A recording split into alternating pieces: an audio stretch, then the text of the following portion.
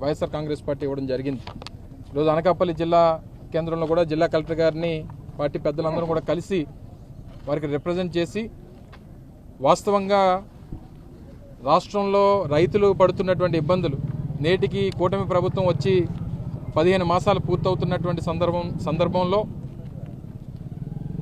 రైతులకి వారు ఏదైతే ఎన్నికల ముందు ఇచ్చినటువంటి హామీ అన్నదాత సుఖీభవ 2024-25 సంవత్సరం పూర్తిగా ఎగ్గొట్టేసేటువంటి కార్యక్రమం చేశారు.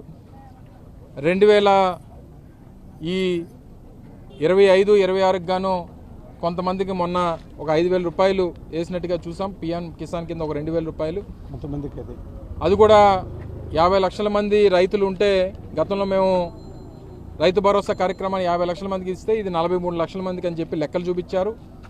7 లక్షల మందికి ఎందుకు కోత విధించారు, వారికి కూడా వర్తింపజేయాలనేటువంటిది కూడా ఈ రిప్రజెంటేషన్లో పొందుపరచడం జరిగింది. మళ్ళీ బ్యాలెన్స్ 15,000 రూపాయలు ఈ కూటమి ప్రభుత్వం ఎన్నికల ముందు ఏదైతే